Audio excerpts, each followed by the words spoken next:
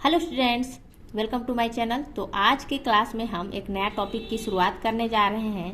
तो पिछले क्लास में जैसा कि हमने आप लोगों को वाइटल फोर्स थ्योरी के बारे में बताया था और हमने यह भी बताया था कि पहला ऑर्गेनिक कंपाउंड जो कि लैब में सिंथेसाइज किया गया था उसका नाम था यूरिया। उसके विषय में भी आपको जानकारी दी थी हमने। तो आज के क्लास में हम क्या पढ़ने वाले हैं, तो देखिए यहाँ पे आज के क्लास में हम डिस्कस करेंगे टेट्रा कोवैलेंसी ऑफ कार्बन। इसमें मैं आपको बेसिक सी जानकारी दूंगी। तो देखिए यहाँ पे सबसे पहले कार्बन का एटॉमिक नंबर होता है 6 और कार्बन टेट्रावैलेंट होता है। ठीक है, टेट्रावैलेंट कहने का मतलब क्या है कि कार्बन जो है makes 4 bonds with other atoms, मतलब कार्बन 4 बॉन्ड बना सकता है दूसरे एटम के साथ। ठीक है, वही बात करें कार्बन का इलेक्ट्रॉनिक कॉन्फ़िगरेशन के बारे में जो कि ग्राउंड स्टेट में, तो यहाँ पे देखिए 1s2 2s2 और p सब सेल के अंदर जो ऑर्बिटल होते हैं 3 होते हैं, यानी px py और pz।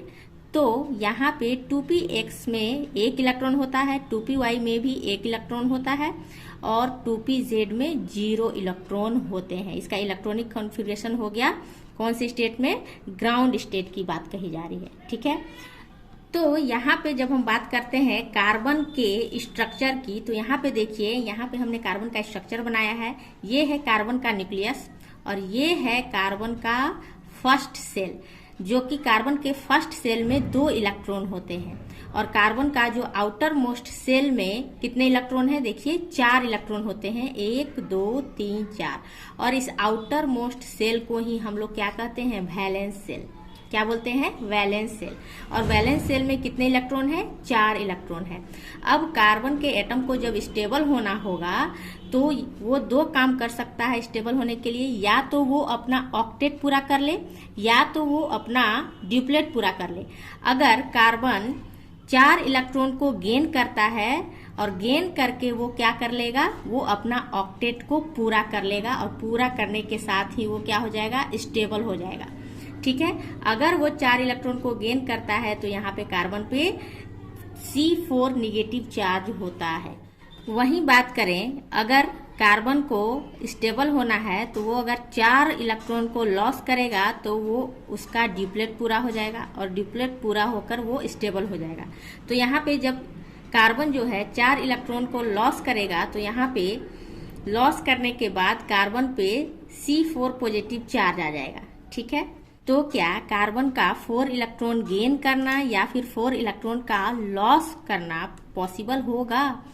तो इसका आंसर है नहीं, ऐसा नहीं हो सकता है। कार्बन 4 इलेक्ट्रॉन को गेन भी नहीं कर सकता है या फिर 4 इलेक्ट्रॉन का लॉस भी नहीं कर सकता है। कारण इसका यही है क्योंकि कार्बन को 4 इलेक्ट्रॉन को गेन करने या फिर 4 इलेक्ट्रॉन को लॉस करने में हाई अमाउंट ऑफ एनर्जी की रिक्वायरमेंट होगी।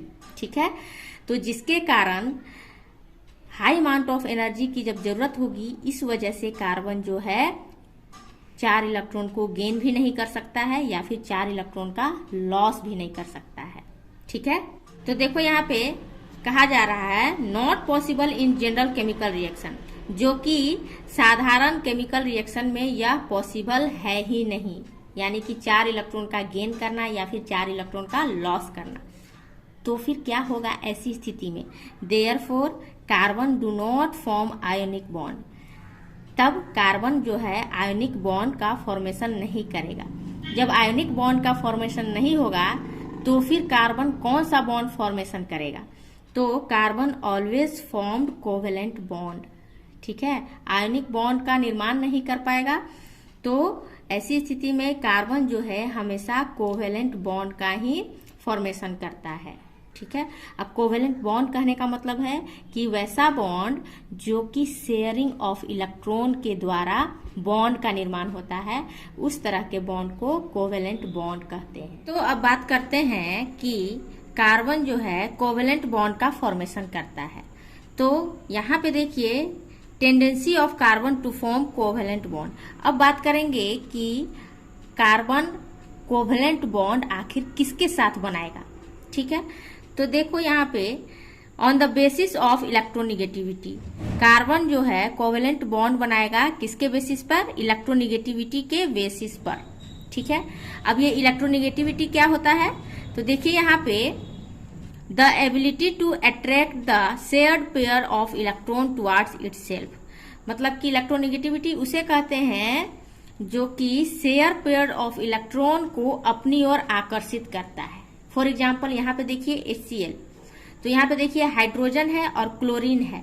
हाइड्रोजन और क्लोरीन अपना एक एक इलेक्ट्रॉन का शेयर करेगा, लेकिन यहाँ पे क्या होता है कि क्लोरीन का इलेक्ट्रोनिगेटिविटी ज्यादा होती है किसके अपेक्षा? हाइड्रोजन के अपेक्षा। इसलिए ये क्लोरीन क्या करेगी? ये दोनों इलेक्ट्रॉन को अपनी ओर खींच लेगा। देख रहे हैं आप, हाइड्रोजन का भी इलेक्ट्रॉन और इसका खुद का इलेक्ट्रॉन दोनों को अपनी ओर खींच लेगा। क्यों? क्योंकि क्लोरीन ज्यादा इलेक्ट्रोनिगेटिव होता है इन कंपैरिजन टू हाइड्रोजन के। ठीक है, तो अब देखते हैं कि कार्बन जो है कौन कौन से एटम के साथ कोवेलेंट बॉन्ड बनाता है। तो देखिए यहाँ पे कार्बन है, ए का मतलब है एटम, और वो एटम कौन कौन से हो सकते हैं? हाइड्रोजन हो सकता है, ऑक्सीजन हो सकता है, नाइट्रोजन हो सकता है और फास्फोरस हो सकता है। जब भी कार्बन अदर एटम के साथ जब कोवेलेंट बॉन्ड बनाएगा तो वैसे एटम के साथ कोवेलेंट बनाएगा जिसकी इलेक्ट्रोनिगेटिविटी जो है लगभग अप्रॉक्स, जैसे ये कार्बन है इस एटम ए के साथ कोवेलेंट बॉन्ड बना रहा है, तो इसका मतलब कि दोनों का इलेक्ट्रोनिगेटिविटी जो है लगभग लगभग बराबर है। ठीक है, यानी कि electronegativity of carbon is approximate equal to electronegativity of other atom. ठीक है, तो हम कह सकते हैं कि कार्बन की इलेक्ट्रोनिगेटिविटी और अदर एटम की इलेक्ट्रोनिगेटिविटी का डिफरेंस क्या होना चाहिए? स्मॉल होना चाहिए या फिर मिनिमम होना चाहिए, तभी जाकर कोवेलेंट बॉन्ड बनाएगा कार्बन दूसरे एटम के साथ। नहीं तो अगर इलेक्ट्रोनिगेटिविटी का डिफरेंस अगर ज्यादा आ जाएगा, मैक्सिमम वैल्यू, तो कार्बन उसके साथ कोवेलेंट बॉन्ड नहीं बनाएगा। बात समझ में आ रही है? कहने का मतलब है कि कार्बन का इलेक्ट्रोनिगेटिविटी और अदर एटम का इलेक्ट्रोनिगेटिविटी का जो डिफरेंस है हमेशा क्या आना चाहिए? मिनिमम आना चाहिए। ठीक है, अब हम बात करते हैं कार्बन के ग्राउंड स्टेट की इलेक्ट्रॉनिक कॉन्फ़िगरेशन की। तो यहाँ पे देखिए 1s2, 2s2, 2px1, 2py1 और 2pz0 होता है। जब हम p ऑर्बिटल के इलेक्ट्रॉन को फिल करते हैं ग्राउंड स्टेट में, तो देखिए यहाँ पे px में एक इलेक्ट्रॉन है और py में एक इलेक्ट्रॉन है, उसको हमने यहाँ पे फिल कर दिया है। यहाँ पे देखिए जब हम ये हाफ फिल्ड p ऑर्बिटल में एक एक इलेक्ट्रॉन इन दोनों में भर देते हैं तो ये p ऑर्बिटल फुलफिल्ड हो जाता है। हम कह सकते हैं ना कि ये कार्बन जो है बाइवेलेंट है, क्योंकि इसमें दो इलेक्ट्रॉन को डालने से क्या हो जाता है? ये फुलफिल्ड हो जाता है ऑर्बिटल। लेकिन क्या एक्चुअल में ऐसा होता है? कार्बन बाइवेलेंट होता है? नहीं। तो इसका आंसर होगा नहीं, कार्बन जो है बाइवेलेंट नहीं होता है। तो कार्बन जब बाइवेलेंट नहीं होता है तो क्या होता है? तो देखिए कंपाउंड्स ऑफ कार्बन टेट्रावेलेंट होता है। हम सभी जानते हैं कि कार्बन जो है टेट्रावेलेंट होता है, न कि बाइवेलेंट। तो इसका कारण भी अभी हम बताएंगे आपको। तो देखिए यहाँ पे, तो इसका कारण जानने से पहले हमें कुछ और बात को भी जानना जरूरी है, वो ये कि bond formation process exothermic process होता है। ठीक है, जब भी बॉन्ड का निर्माण होता है तो क्या होता है? बॉन्ड निर्माण का जो प्रोसेस है, बॉन्ड बनने की प्रक्रिया जो होती है वो एक्सोथर्मिक प्रोसेस होती है। और एक्सोथर्मिक प्रोसेस में क्या होता है? एनर्जी रिलीज होती है। ठीक है, एनर्जी बाहर निकलता है। अब यही एनर्जी जो बाहर निकला है वो क्या करेगा? कार्बन के जो ग्राउंड स्टेट है उसमें से 2s के इलेक्ट्रॉन को क्या कर देगा? एक इलेक्ट्रॉन को एक्साइट करके वो 2pz में डाल देगा। तो यहाँ पे देखिए जब कार्बन एक्साइटेड स्टेट में हो जाता है तो इलेक्ट्रॉन जो है 2s का जो एक इलेक्ट्रॉन है कहाँ चला जाता है? 2pz में। ठीक है, तो अब जो इसका इलेक्ट्रॉनिक कॉन्फ़िगरेशन होगा वो देखिए एक्साइटेड स्टेट में। तो 1s2, 2s1, 2p x1, 2p y1 और 2p z1। अब यहाँ पे देखिए, अब यहाँ पे 4 ऑर्बिटल जो है हाफ फिल्ड हो जाते हैं, s का भी एक ऑर्बिटल और p के 3 ऑर्बिटल। तो अब एक्साइटेड स्टेट में कार्बन के पास 4 हाफ फिल्ड ऑर्बिटल होता है, और यही हाफ फिल्ड ऑर्बिटल किसके लिए अवेलेबल होता है? Available for the bond formation के लिए, बॉन्ड निर्माण के लिए यही 4 हाफ फिल्ड ऑर्बिटल अवेलेबल रहेगा। ठीक है, तो इसीलिए ये 4 हाफ फिल्ड ऑर्बिटल खाली रहता है, इसी वजह से कार्बन एग्जिबिट कोवेलेंसी ऑफ 4। इसीलिए हम कहते हैं कि कार्बन की जो कोवेलेंसी होती है वो 4 होती है, क्योंकि कार्बन अब 4 बॉन्ड बना सकता है। तो कार्बन जब 4 बॉन्ड बना सकता है तो इसलिए कार्बन जो है क्या हो जाएगा? टेट्रावैलेंट हो जाएगा। हमने सीखा कि कार्बन जो है टेट्रावैलेंट होता है, और टेट्रावैलेंट होने के कारण कार्बन ऑर्गेनिक कंपाउंड का निर्माण करता है। तो यहाँ पे देखिए, अगला जो टॉपिक है हमारा, शेप ऑफ ऑर्गेनिक कंपाउंड्स। जब कार्बन ऑर्गेनिक कंपाउंड का निर्माण करता है तब उसके शेप का भी अध्ययन करना जरूरी है। अब कार्बन कंपाउंड के शेप का हम अध्ययन, एक फेनोमेना होता है हाइब्रिडाइजेशन, उसके माध्यम से करते हैं। तो हाइब्रिडाइजेशन क्या होता है उसे समझते हैं। देखिए, यहाँ पे हमने कार्बन का इलेक्ट्रॉनिक कॉन्फ़िगरेशन लिखा है एक्साइटेड स्टेट में। तो यहाँ पे देखिए 1s2, 2s1, 2px1, 2py1 और 2pz1। तो यहाँ पर हमारे पास 4 हाफ फिल्ड ऑर्बिटल है। 4 हाफ फिल्ड ऑर्बिटल कौन?